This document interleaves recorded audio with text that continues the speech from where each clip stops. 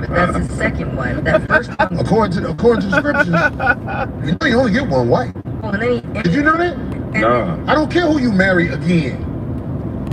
That's somebody else in the eyes of God. If you've been married more than once, your new bitch is still your new bitch. And they had 3 It ain't your wife. His first wife. She was on a reality show. They did what? She used to be on a reality show. First wife. And they had 3 kids. I didn't know that was the same guy. I remember them talking about that. Yeah. Just cold-blooded. Yeah. Just so y'all can get it. Yeah, it is. I know my brother gonna be mad at me, but I don't know what to say. I ain't gonna let you make the people. I can't let you. I'll be a coward to let you lead people wrong and not say nothing. This one right here. Wait, this one. Okay, cut that off and don't scroll too high up on my phone. What I'm saying is, the cowards of the world who want to act like this new Sodom and Gomorrah is not being created. I'm not gay no more. The cowards of the world that want to act like the new Sodom and Gomorrah of the world, it's like you are part of the problem too. Corey Holcomb is out there walking on a ledge by himself because people won't stand up for what's right. I'm not really by myself. There are people who speak on this. You know what I'm saying? But I'm just saying, it's like, we can't let these people just destroy everything that is sacred and pure. We can't. We have to say something about what is happening. I know the leadership of this nation has you spooked about saying things, but watch this. This new president, when it comes to genders, what did he say? There's only 2 recognizable: man, woman. We'll say all this about this man because, trust me, Donald Trump has his issues. He has his issues. But at least he has common sense enough to say the truth. There's only 2. You got men, women. Is there something else out here? Everything else is imaginary. A lot of people like to talk about Corey as far as, how you talk about people and their lifestyle as far as them being gay. But I commend this dude, you know what I'm saying, of bringing this subject up anytime that he bring it up. If this type of activity wasn't out, or people wasn't doing this type of activity, then we wouldn't have nothing to talk about. But we got to shine a light on this bullshit. You got pastors that's married to a man, and the man they calling him the first man? Like, what the hell is going on? Like, I know people have heard about the story of Sodom and Gomorrah, where God burnt this whole city up. Now, the thing about Cam Newton and the guy Jamal Bryant, and he complimenting him on his legs or whatnot, I don't feel like a man should be complimenting another man about nothing. What's the reason for doing that? To me, that's some moist conversation. You making a pass at this man or something like that. That's not a man. You complimenting a man, telling him he got nice legs or his legs is banging and all that. Like, what type of stuff is that, man? I wouldn't teach my son that. I would teach my son like, no, you ain't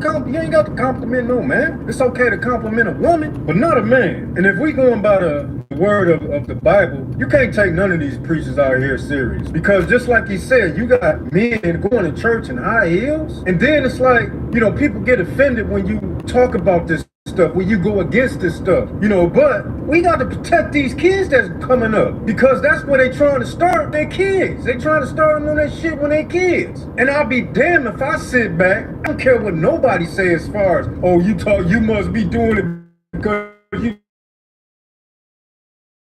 you talk about those people and all that. Hell yeah, I'm gonna talk about it till I stop breathing. Because I know it's wrong. Just like, you know what I'm saying, they gave us the scriptures in Leviticus 18:23, and I think Leviticus 20 and 13. I might be wrong, but y'all know me, y'all gonna see the scriptures that come up. But it says that a man shall not lay down with a man as he lay down with a woman. both of them gonna be put to death. Only reason why they not getting judged like that now because we have grace. And what's that grace? That grace is to stop doing it. Stop sinning. It's a sin, right? Where did you get that scripture from? In the Old Testament. People like to talk about, well, that's the Old Testament, it's done away with and all that stuff. And then you ask them, well, is it okay to murder? Or is it okay to commit adultery? And they be like, no, you still got to, well, you still got to apply the other commandments too.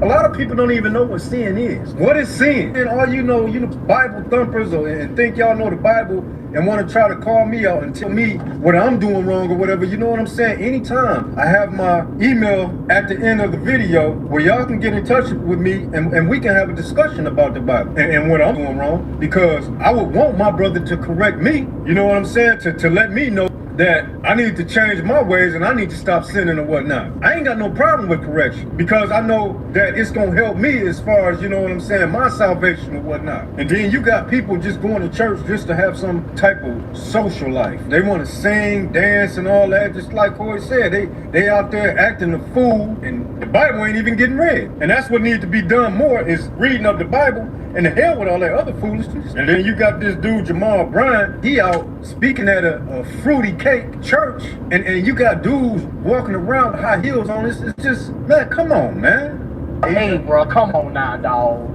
Come on, man. Man, this world going to hell in the handbasket, man. But y'all tell me what y'all think about this whole thing with all this, this foul stuff that's going on in the churches or whatnot. Y'all tell me what y'all think about it in the comments. What's up, OG? It's your man, y'all already know what it is. The next video is Ghetto Talk. Up out of here. Peace. Hey.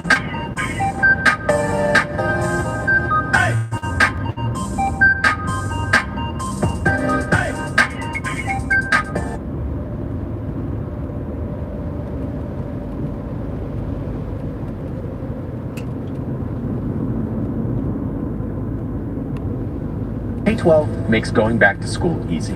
We deliver an education that takes your child beyond the classroom.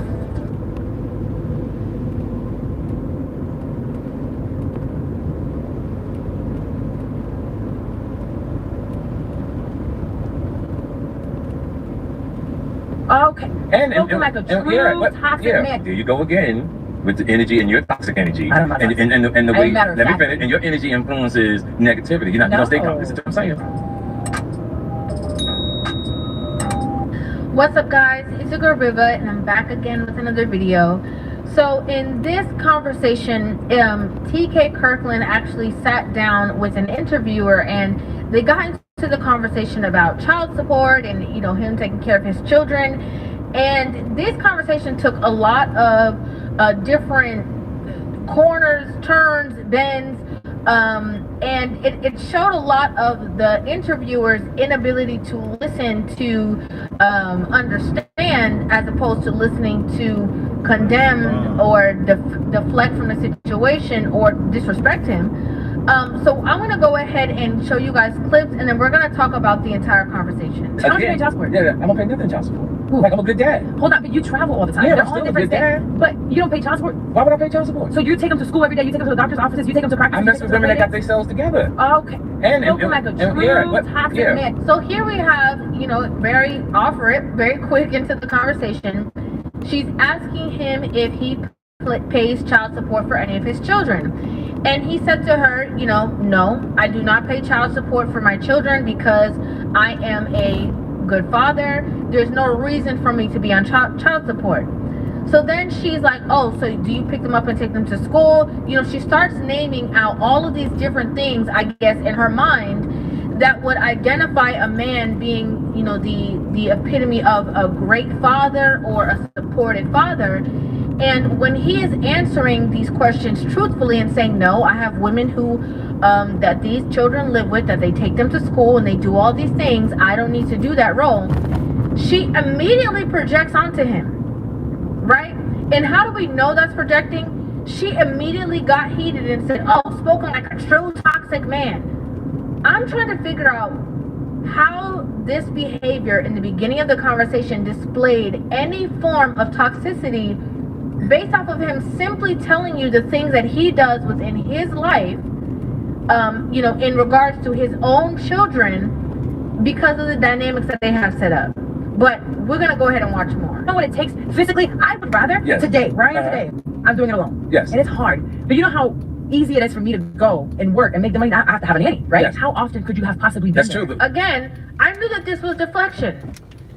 Right after she says, oh, like a real toxic man, and she goes back into saying, you know, well, me personally, I would rather work and pay the bills and have to be present. I would rather have to do this and be present. I would rather, because it's much harder to be in the home and do the work than to go outside and have a job.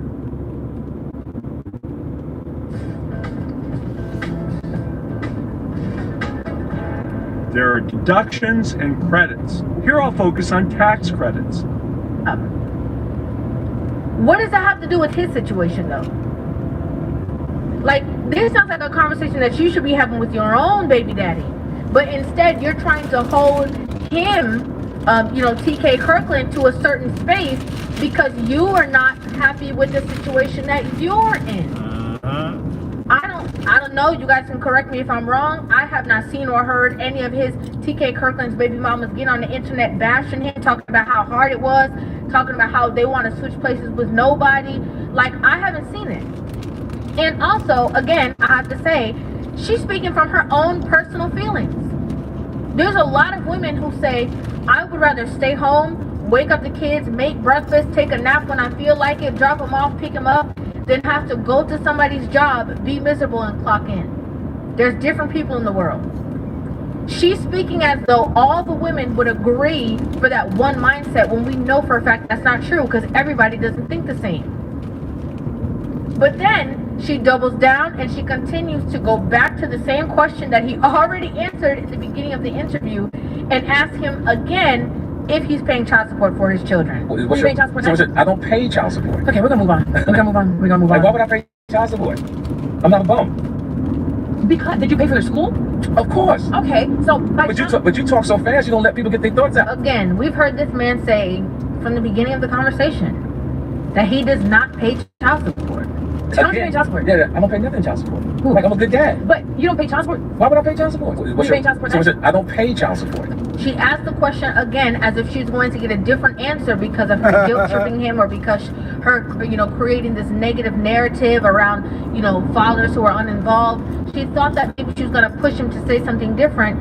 And he only went back and said the same exact thing that he already said from the beginning of the conversation that we all heard, which is that he does not pay child support. One thing that I really respect about this conversation is that TK was like, I've been said this. You're acting like this is the first time you ever heard it, but I've been said this, but because of your